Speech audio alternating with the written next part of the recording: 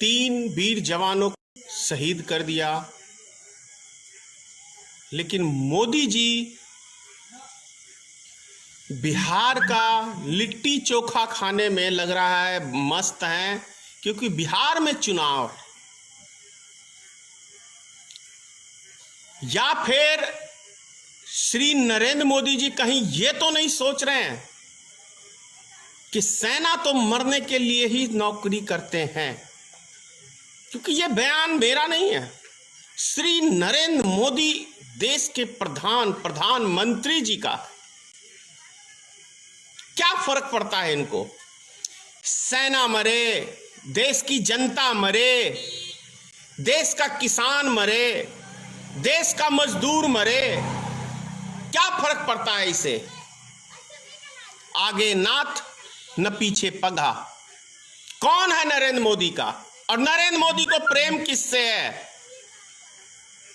ना अपने मां से, ना बाप से, ना वाइफ से, ना देश की जनता से। नरेंद्र मोदी यदि जीता है तो सिंगल अपने लिए जीता है, अपनी इच्छाओं को पूरी करने के लिए जीता है, उससे कोई फर्क नहीं पड़ता मोदी जी को। आज नेपाल जैसा देश हमारे कई हिस्सों को कब्जा करके बैठ गया, लेकिन क्या मजाल है, मोदी जी मस्त हैं। ये वही मोदी जी हैं 2013 वाले जो कहते थे अपने भाषणों के अंदर कि आंख से आंख, लाल आंख करके, नजर से नजर मिला के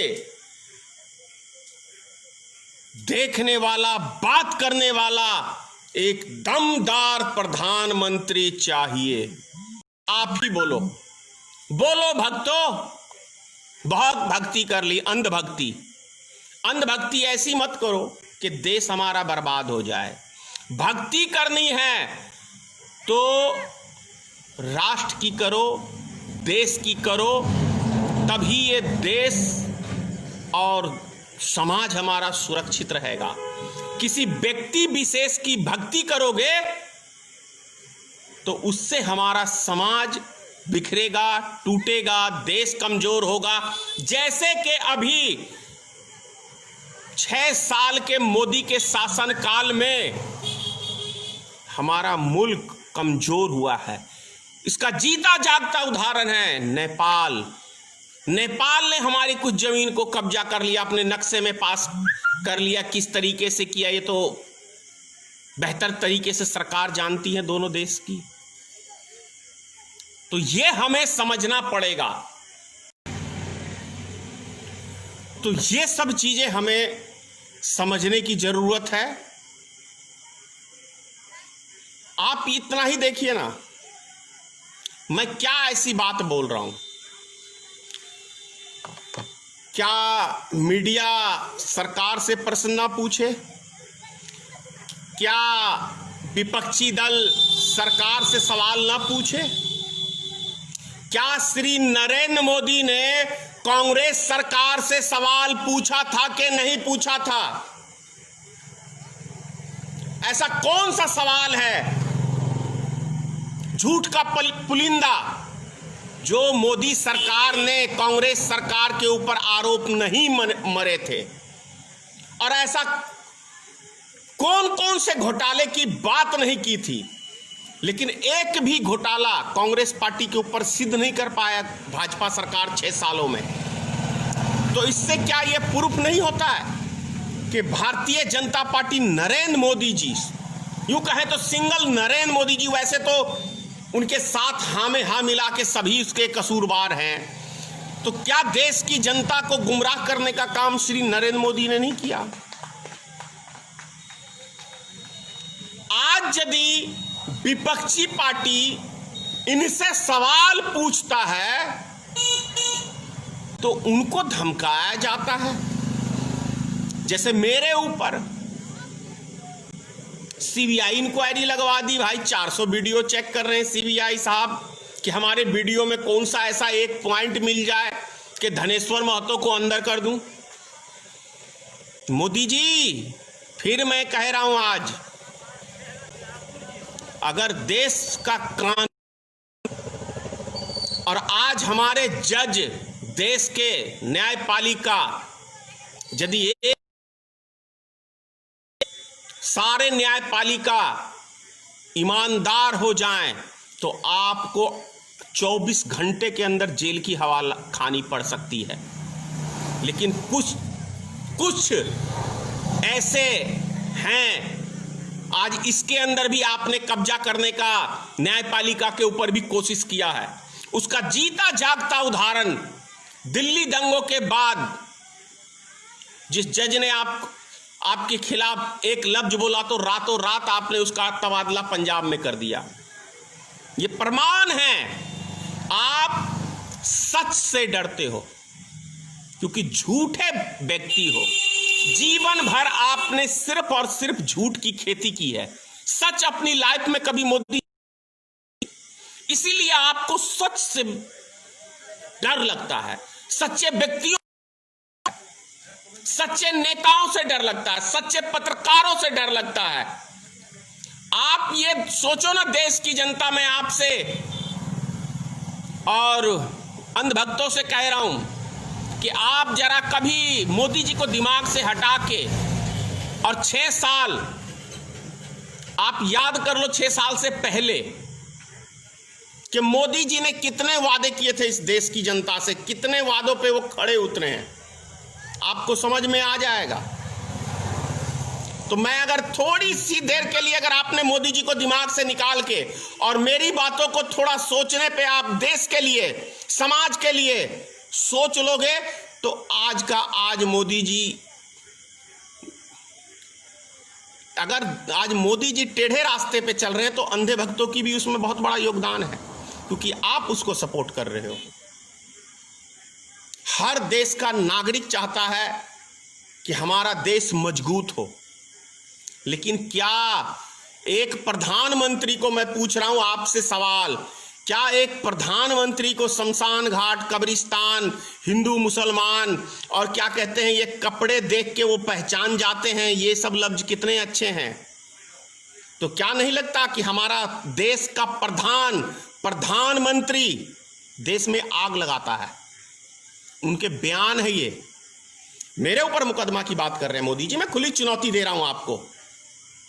मैं भी कोर्ट में आना चाहता हूं और आपको भी घसीटना चाहता हूं कोर्ट के अंदर कि एक प्रधानमंत्री को कितना शोभा देता है हिंदू मुसलमान की बात करने में, एक प्रधानमंत्री को कब्रिस्तान और शमशान घाट, दीपावली और क्या कहते हैं ईद की बात करना कितना शोभा देता है।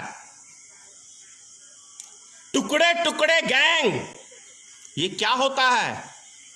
ये प्रधानमंत्री बोलेगा और वो प्रधानमंत्री चाहता है कि हम उसकी इज्जत करें। अगर आप इज्जत करने वाले काम करोगे मोदी जी तो निश्चित करेंगे। आपसे पहले भारतीय जनता पार्टी के ही पूर्व प्रधानमंत्री, भारत रत्न प्रधानमंत्री अटल बिहारी वाजपेयी एक ऐसे नेता थे जो विपक्षी पार्टी भी उनके आगे नतमस्तक होता था, उनकी बातों को सुनता था ध्यान से, गौर से कि क्या बोल रहे हैं। लेकिन आप बोलते हैं तो हंसी आती है कि एक जुमला निकल रहा है मुंह से, प्रधानमंत्री के मुंह से जुमला निकल रहा है। क्या छवि बनाई है देश में, दुनिया में? बताओ आप, क्या छवि है इस देश की आज के टाइम में? बताओ आपकी नेपाल से पटी? नहीं पटी। चीन से पटी? नहीं पटी। बांग्लादेश से पटी? नहीं पटी। ये श्रीलंका से पटी? नहीं पटी। ऐसा कौन सा मुल्क है जिससे आज मोदी के शासनकाल में बेहतर संबंध है हमारे पड़ोसी मुल्कों के साथ? बताएं आप। सवाल तो पूछेंगे मोदी जी, सवाल तो पूछेंगे आपसे और आप जवाब देने के मारे डर से भागते हैं। मैं तो खुली चुनौती देता हूं आपके नेताओं को। लॉकडाउन खत्म होता है, गांधी मैदान में खुली चुनौती देता हूं, आओ सार्वजनिक मंच के ऊपर जितने भी प्रधान वक्ता हैं आपके, मैं डिस्कशन करने को तैयार हूं। खुली चुनौती देता हूं भारतीय जनता पार्टी को, बिहार चुनाव से पहले आओ मंच के ऊपर, पूरी जितने भी हैं प्रवक्ता भारतीय जनता पार्टी के, सबको कह रहा हूं, आप भी जरा अपने प्रधान का आप ही के प्रधानमंत्री का सारा ऑडियो वीडियो दिखाएंगे, कब क्या बोला और कितने उस पे सक्षम रहे। से लगातार डीजल और पेट्रोल के दाम बढ़ते जा रहे हैं।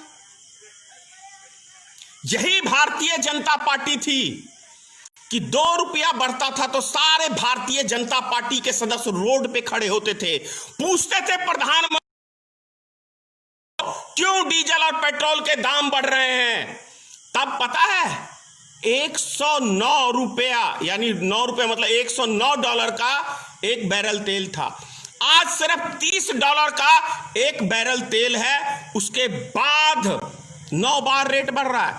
और 49 रुपया 74 रुपए का यदि पेट्रोल मिल रहा है तो 49 रुपया उसके अंदर भारत सरकार आपसे सिर्फ जनता से टैक्स ले रही है।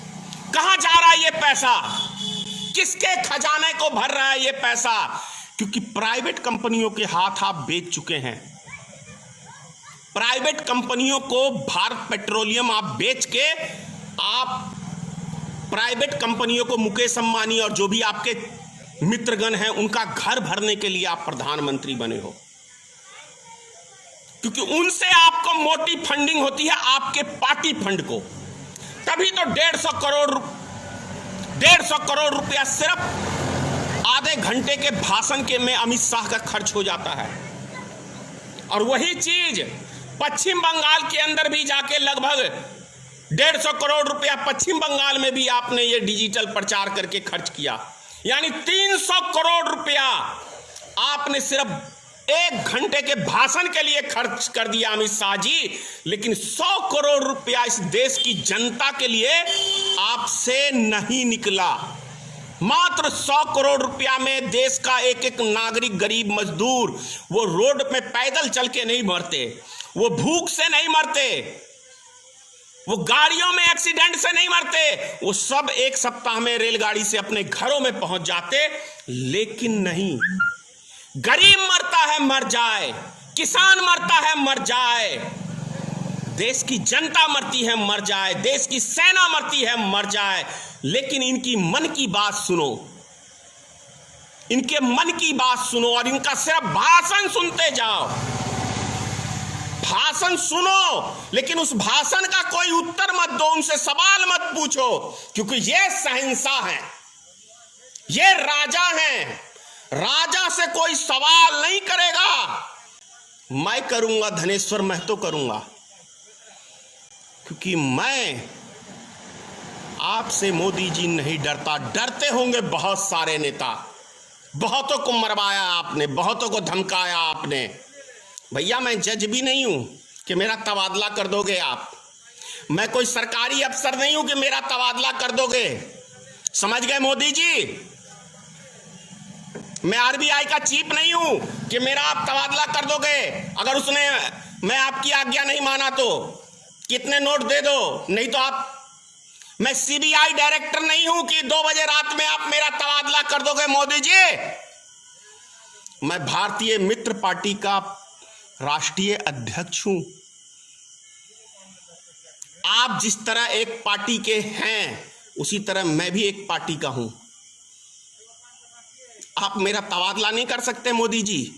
हाँ, मुकदमे झूठे लाद सकते हैं, झूठे मुकदमे, सच्चे नहीं, क्योंकि झूठ फैलाने में मोदी जी माहिर हैं। आप झूठ फैलाने में अमित शाह जी आप माहिर हैं, इसमें कहीं कोई शक की बात नहीं है। और पावर आपके पास है, सत्ता आपकी है, आप कर सकते हैं, ये काम कर सकते हैं, मुझे मरवा सकते हैं, लेकिन मुझे झुका नहीं सकते मोदी जी। इस जन्म में तो मोदी जी आपसे संभव नहीं होगा कि धनेश्वर महतो को आप झुका दें, यह संभव नहीं है। क्योंकि मैं सच्चाई की लड़ाई लड़ रहा हूं, और सच की लड़ाई लड़ने वाला कभी नहीं झुकता है, कभी नहीं टूटता है। इस बात को आप सब समझें। नेशनल दस्तक की आपसे गुजारिश है कि अगर इसको बचाना चाहते हैं तो नेशनल दस्तक को सब्सक्राइब करने के लिए रेड कलर के सब्सक्राइब बटन को दबाएं, फिर बेल आइकन की घंटी दबाएं। नेशनल दस्तक को बचाने के लिए बहुत जरूरी है कि हर खबर को शेयर करें, लाइक करें, कमेंट जरूर करें।